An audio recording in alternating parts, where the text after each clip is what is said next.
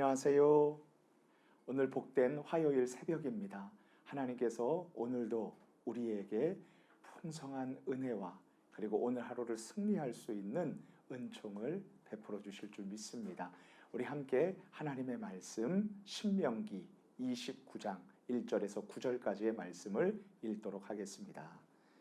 호렙에서 이스라엘 자손과 세우신 언약 외에 여호와께서 모세에게 명령하여 모압 땅에서 그들과 세우신 언약의 말씀은 이러하니라.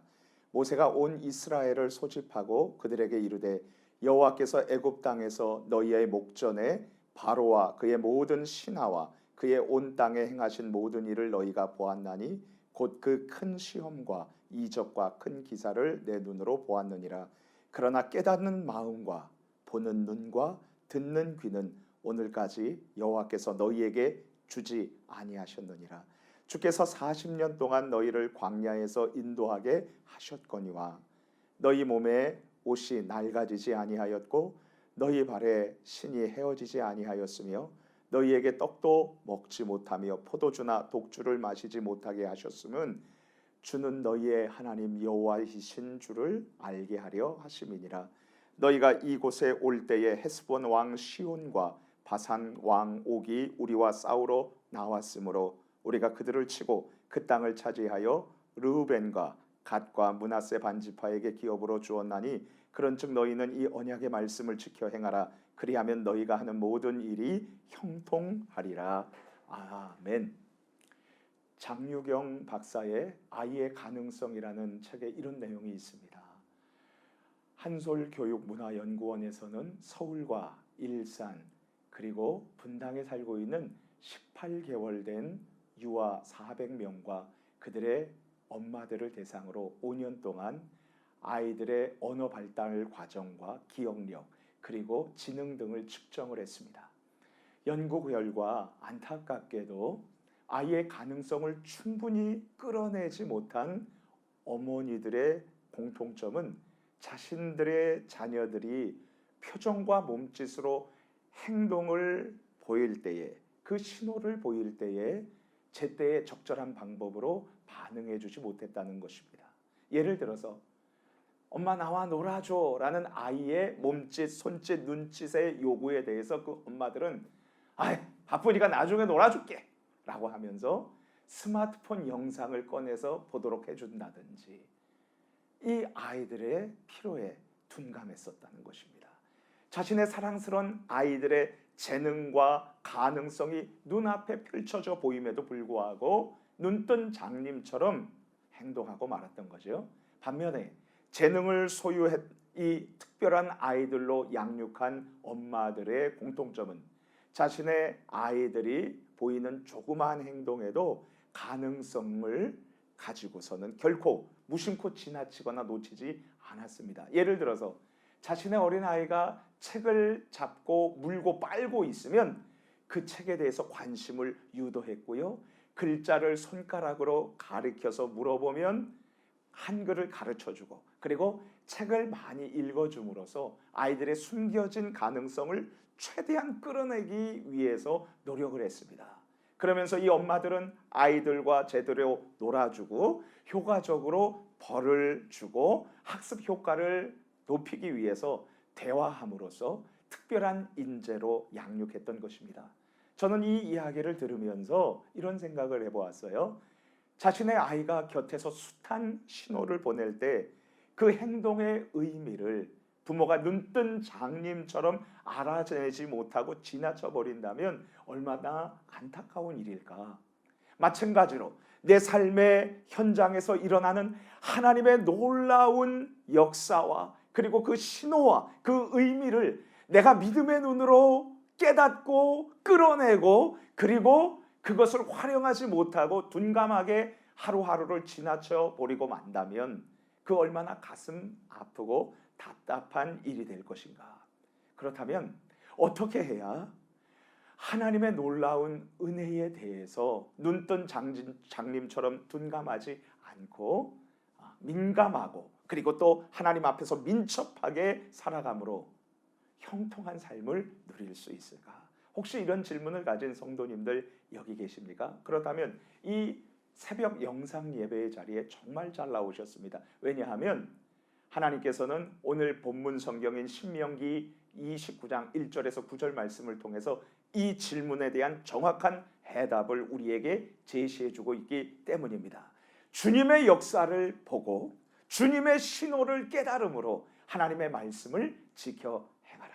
이제 우리 함께 하나님의 말씀을 살펴보도록 하겠습니다. 이제 약속의 땅 가나안과 거의 가까운 이제 그 지역까지 왔고 접경 지역이었었던 모압 땅에서 하나님께서는 이스라엘 백성들에게 말씀을 하고 계십니다. 신명기 29장 1절 말씀입니다.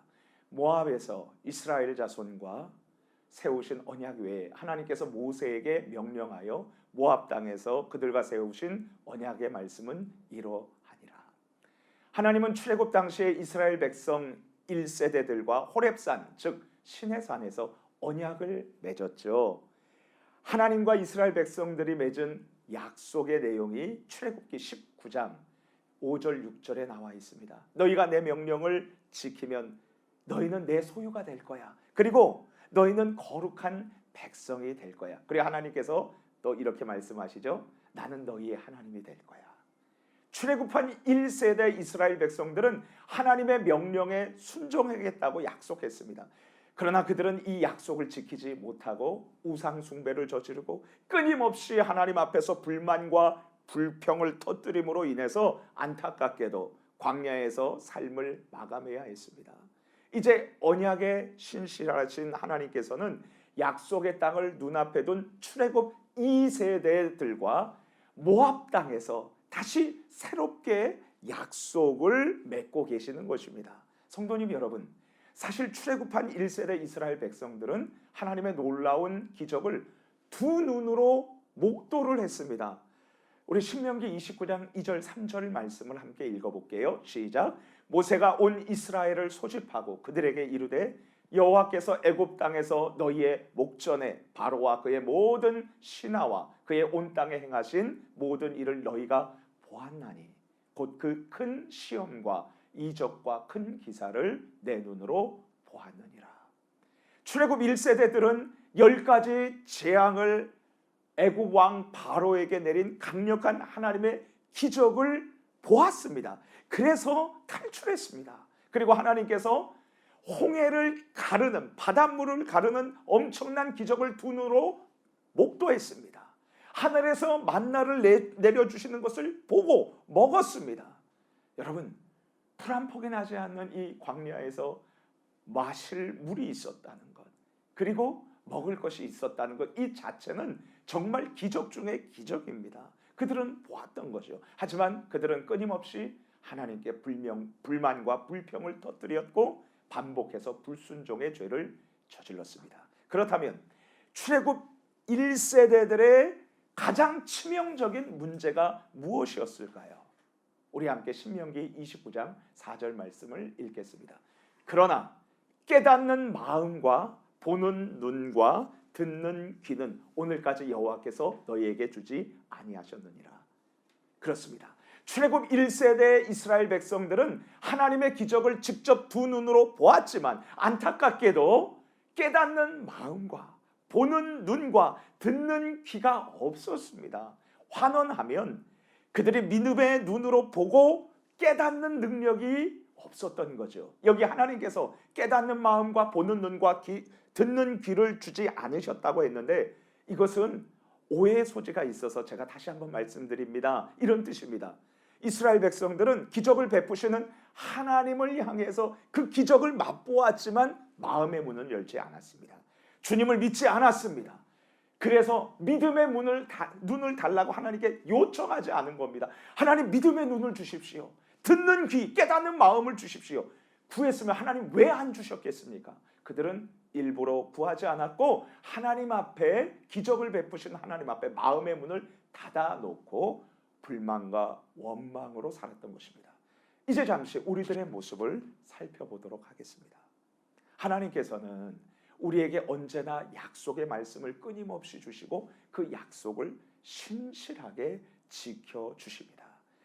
우리는 나를 사랑하시고 내가 구하고 찾고 두드리는 모든 것을 공급해 주시겠다는 하나님의 가슴 벅찬 약속들을 가지고 있습니다. 그리고 하나님의 은혜를 날마다 체험하며 살아갑니다. 하지만 우리들은 삶의 현장에서 오늘도 내 뜻대로 되지 않을 땐 하나님 앞에서 함부로 불만과 불평을 마구 쏟아내고 원망합니다. 하나님, 왜 나를 이곳에 보내셨습니까? 왜 나를 이 학교에 보내셨습니까? 왜 나를 이 직장에 보내셨습니까? 왜 나를 이 가정에 보내셨습니까? 원망해요. 그리고 하나님의 말씀에 불순종하는 죄를 저지르고 맙니다. 성도님 여러분, 무엇이 문제입니까? 바로 우리에게 보고 듣고 깨닫는 믿음의 안목이 결여되어 있는 것입니다. 우리 앞에 펼쳐진 놀라운 하나님의 은혜를 우리가 두 눈으로 보고도 그것을 깨닫지 못하고 그 의미를 알지 못한다면 우리는 눈뜬 장님과도 같습니다. 그렇다면 이 문제에 대한 하나님의 해결책은 무엇일까요? 어떻게 이스라엘 2세대들은 약속의 땅에서 저주가 아닌 형통의 복을 누릴 수 있을까요?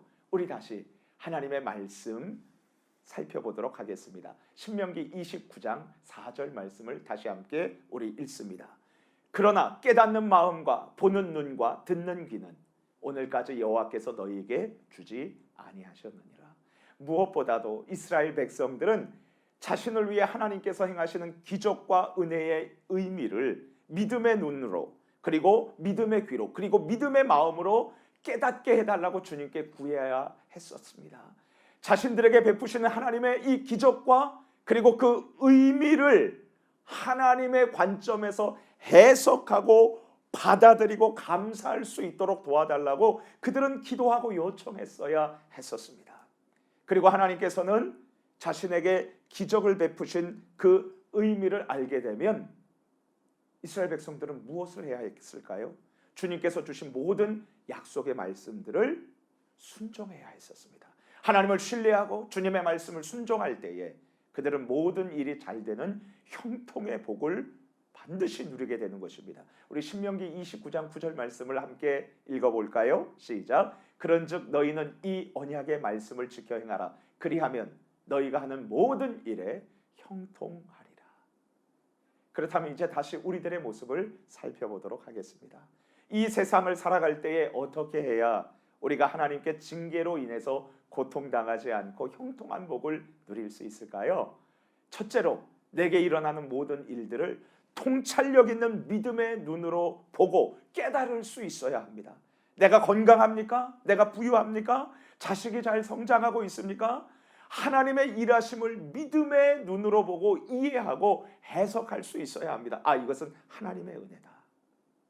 여러분, 내가 고난을 당했습니까? 이것은 하나님께서 내게 주신 사명이다. 이것을 깨달을 수 있는, 해석할 수 있는 믿음의 안목이 필요합니다. 우리가 저주가 아닌 하나님의 형통의 복을 누리는 두 번째 길은 믿음의 눈으로 깨달았다면 하나님의 말씀을 지켜서 행하는 것입니다. 하나님의 모든 말씀을 지켜 행하는 자에게 주님은 형통의 복을 주신다고 분명히 약속했습니다.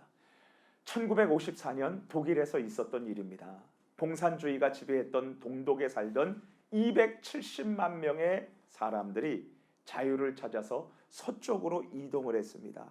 서독으로 이동했었던 것이죠. 그런데 그때 서독에 함부르크라는 마을에 살던 호르스트 카스너라는 목사님이 고민을 합니다. 왜냐하면 자유를 누리고 있는 이 서독에는 목사님들이 많았지만 교회가 많고요. 하나님을 인정하지 않는 공산주의 지역이었었던 동독에는 교회가 별로 없고 목사님들이 거의 없어서 수많은 사람들이 하나님의 말씀을 듣지 못하고 있는 실정을 그가 알았기 때문입니다. 카스너 목사님은 공산주의 지역인 동독으로 거슬러 가서 하나님의 말씀을 전하기로 뜻을 정합니다. 카스너 목사님은 아내와 방금 태어난 지 이제 6주 된 딸과 함께 동독으로 가서 자신이 말할 수 없는 어려움을 참아내고 하나님의 말씀에 순종하면서 그 생명의 말씀을 동독 사람들에게 끝까지 전했습니다. 카스너 목사님의 딸 앙겔라는 자라나면서 소중한 꿈을 가지고 성장했는데요. 그녀의 꿈은 바로 학교 선생님이 되는 것이었습니다. 하지만 하나님을 인정하지 않는 공산주의 지역인 동독에서 예수님을 믿는 사람들이 학교 선생님이 될 수 없었습니다. 앙겔라 소녀는 고민했죠. 선생님이 되려면 예수님을 믿는 것을 포기해야 하는데 예수님을 믿으면 자기의 꿈을 포기해야 했었습니다. 앙겔라는 하나님을 믿고 하나님의 말씀을 지켜 순종하기로 결심했고 그렇게 살았습니다. 그리고 자신의 꿈을 포기했습니다. 그리고 그녀는 교육학 대신 물리학을 공부해서 박사학위를 받고 과학자가 되었습니다. 세월이 흘렀습니다. 하나님의 말씀에 순종한 카스너 목사님의 딸 앙겔라는 2005년부터 지금 2020년까지 무려 15년 동안 통일 동독의 총리로서 독일뿐 아니라 유럽의 수많은 유럽 연합 국가를 위해서 힘쓰고 애쓰고 일하고 있으며 세계에서 가장 영향력 있는 지도자로 살아가고 있습니다. 바로 앙겔라 마르켈 총리의 이야기입니다. 주님 안에서 사랑하는 성도님 여러분, 이스라엘 백성들이 하는 모든 일이 형통하게 되는 길은 무엇입니까? 주님께서 하시는 일들을 그들의 눈으로 보면서 믿음의 눈으로 깨닫고 해석하고 하나님의 말씀을 끝까지 지켜 순종하는 것이었습니다. 그렇다면 오늘날 우리가 삶에서 형통함을 누리는 길은 무엇입니까?